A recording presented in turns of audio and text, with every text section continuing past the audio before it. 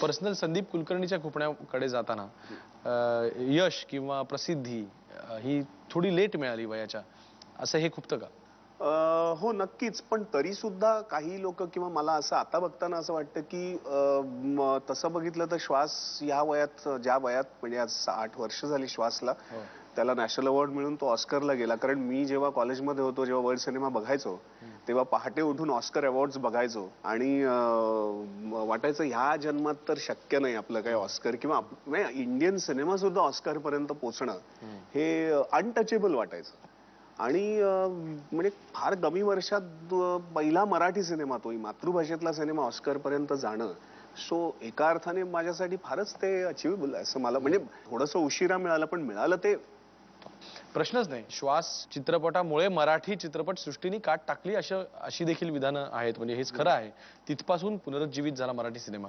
मेधाताई, तुम्ही जे तुम्हाला खुपलं त्याबद्दल कायमच आंदोलन करत आलेला आहात, पण अशा काही गोष्टी ज्याच्याबद्दल आंदोलन करायचं राहिलं, अशा खुपणाऱ्या गोष्टी बऱ्याच आहेत. खरं म्हणजे खुपतं तर आपण गप्प बसू शकतच नाही, हे तर निश्चितच आहे. तर अन्याय आणि अत्याचार हे समाजाच्या मोठ्या बहुसंख्य जनतेच्या बाबत आज शिगेला पोचलेले आहेत. आणि याचं मुख्य कारण या देशातली विषमता. एकीकडे अंबानींना मिनिटाला लाखो रुपये कमाई करणं जमतं, वक्फ बोर्डाच्या जमिनीवरती अतिक्रमण करून 27 मजली बिल्डिंग उभी राहू शकते, आणि दुसरीकडे गरिबांना ज्यांना घर मिळू शकत नाही कारण श्रमाला मूल्यच नाही, त्यांच्या बुद्धिजीवींना भरपूर बँक बॅलन्स कमावता येतो, यांना पेन्शनही नाही. अशा परिस्थितीमध्ये दिवसभर घर बांधणारा निर्माण मजदूर, बांधकाम मजूर रात्री ज्या घरात राहतो त्याला अनधिकृत म्हणून तुडवलं जातं.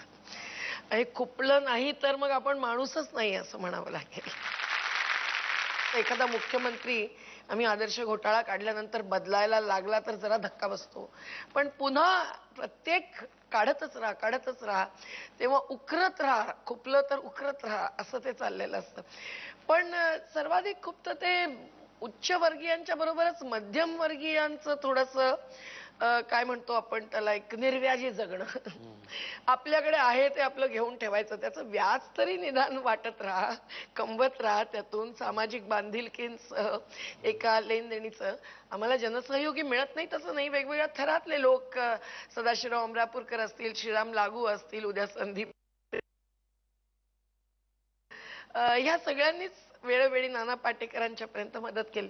परंतु अजूनही बरंच काही बऱ्याच जणांना करता येईल. वकील, प्राध्यापक, डॉक्टर्स या सगळ्यांना नुसते चर्चा चरवण करण्यापेक्षा कुठेतरी जिथे अन्याय होतो आहे तिथे जाऊन एक 5 मिनिटं उभं राहणं, हे जर घडलं तर फार मोठं काहीतरी साधल्यासारखं होईल. आणि आता इजिप्तमध्ये म्हणतंय, ट्युनिशियात घडतंय, लिबियामध्ये संघर्ष चालू, याची रसभरीत वर्णनं सकाळी उठून वर्तमानपत्रात वाचणारी माणसं, या देशात एवढा भ्रष्टाचार होतोय आणि तरी लोक भ्रष्टाचार आणि अत्याचार दोन्हींच्या विरुद्ध लढतायत. विस्थापनाविरुद्ध, पर्यावरणीय विनाशाविरुद्ध, जंगल, जमीन, पाणी किंवा घरं सुद्धा हिरावून घेण्याच्या विरुद्ध.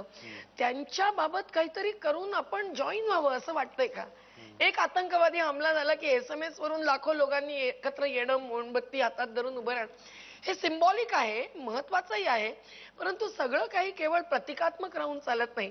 कुठेतरी अटीतटीची आणि आरपारची लढाई गरीब नगर मधल्या त्या गरिबांनाच लढावी लागणार उद्या. घरं आपली मिळावी जळल्यानंतर परत म्हणून, बिल्डर्सचा खेळ होणार. त्या संदर्भामध्ये कोण काही करत नाही असं जेव्हा जिथे दिसतं तिथे खुपतं, पण जे करतात त्याच्यावरून प्रेरणा घेऊन परत आयुष्य पुढे चालत आहे. संदीप, कारकिर्दीतलं आपलं खुपणं. अजूनही सिनेमा लिटरसी आपल्यामध्ये यायला पाहिजे, स्पेशली आपल्या मराठी ह्याच्यामध्ये, कारण हिंदीचा एक हे वेगळाच आहे, त्यांचा एक बिझनेस हे वेगळा आहे. पण जेव्हा मी साऊथ इंडियन सिनेमा बघतो, म्हणजे तामिळ, तेलुगू आणि मल्याळम फिल्म्स, त्यांच्यामध्ये जी लिटरसी आहे, म्हणजे ऑडियन्स पासून ते मेकर्स पर्यंत ही लिटरसी खूप आहे. म्हणजे आपण चांगले सिनेमेही बनवतो तर ते किती लोक येऊन थिएटरमध्ये बघतात इथपासून प्रश्न आहे. म्हणजे आता असं झालंय की पूर्वी लोक म्हणत होती की आम्हाला मराठी सिनेमे चांगले मिळत नाहीत, तर आता आले तरी लोक कितपत जातात, हा परत एक वेगळा मुद्दा आहे. आणि जे साऊथला बघितलं तर मला खरोखर मग खंत वाटते. मेधाताई, नर्मदा आंदोलनाच्या बाबतीत आपण जर का बोललो तर 25 वर्ष एखाद्या आंदोलनाची सेलिब्रेट करायची, तर म्हणजे हे खुपणं चांगलं का वाईट?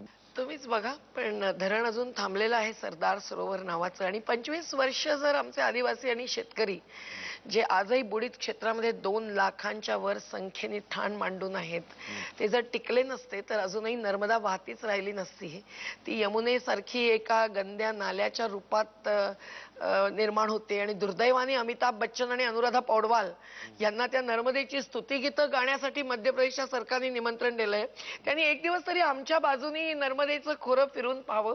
आमच्या गोरगरिबांसह, आदिवासींसह, आमच्या जीवनशाळातल्या मुलांसह, आमच्या आदिवासी शिक्षक आणि कार्यकर्त्यांसह किंवा आमच्या शेतकऱ्यांसह, आणि मग पाहावं की एवढ्या उत्कृष्ट जमिनीला वाचवण्यासाठी शेकडो वर्षांच्या मंदिरी, मशिदी, घाट आणि ती वाहती सर्वात पवित्रच नव्हे तर सर्वात शुद्ध देशातल्या नद्यां, गंगेपेक्षा शुद्ध, ब्रह्मपुत्रेपेक्षा शुद्ध अशी नदी वाचवण्यासाठी जर काही करायचं असेल तर काय करावं लागेल आम्हाला सांगावं. कोर्टामध्ये केसेस पेंडिंग असतात, जजमेंट्स मिळतात, त्याचं उल्लंघन होतं. परंतु शेवटी हे सगळं कुठेतरी पकडून धरून हात रक्ताळले तरी चालतील पण आम्ही झेंडा सोडणार नाही असं कुठेतरी शिरीष कुमारासारखंच या नव्या स्वातंत्र्याच्या चळवळीमध्ये प्रत्येकाला करावं लागतंय. आणि ते करतायत याचा अभिमानच वाटला पाहिजे. ओव्हरऑल विकासाला विरोध करणाऱ्या एक परदेशी हस्तकच आहेत मेधा पाटकर असं म्हटलं जातं, तर हे खुपतं का कुठेतरी? विकासाला विरोध हा असू शकत नाही. विकास म्हणजे योग्य असा बदल. आता कुठला बदल योग्य हे त्याच्या मूल्यांच्या चौकटीमध्ये प्रत्येक जण पारखून पाहत असतो.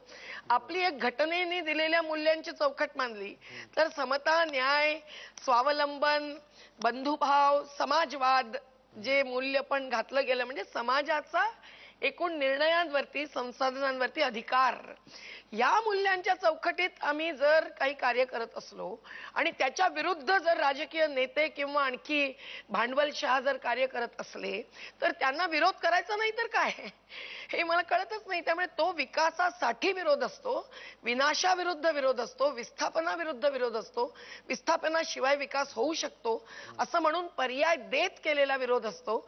आणि तो कोणी 1-2 व्यक्ती करत नसतात. बाबा आमटे कधी, स्वामी अग्निवेश कधी, ब्रह्मदेव शर्मा कधी, असं नसतं होत. तो खरा समाजाचा मोठा समूह उठल्यानंतरच विरोध कुठेतरी समाजाच्या नजरेला येत असतो. समाज एक चेहरा देण्याचा प्रयत्न करत असतो. पण खरं अंतरंग तपासायला पाहिजे, केवळ मुखवटे नाही.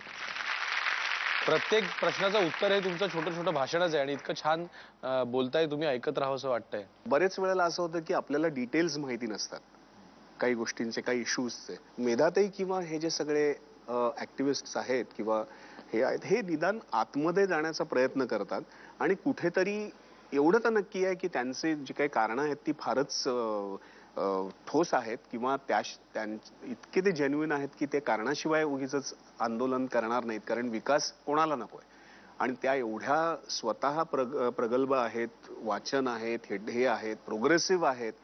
तर मला असं वाटतं प्रोग्रेसिव्हनेसच्या आड नसाव्या त्या, मला असं वाटतं. पण त्याच्यामुळे जर का बाकीच्या लोकांना, ज्यांची दुर्लक्षित लोक आहेत, ज्यांच्याकडे अजिबात पटकन लक्ष जाणार नाही आणि त्यांना जर का काहीतरी न्याय मिळत नसेल किंवा त्यांचं हिसकावून घेण्यात येत असेल तर कोणीतरी त्यांच्याकडे लक्ष द्यायला पाहिजे. तर मला असं वाटतं त्या देत आहेत. लोकांनी शिकवलंय.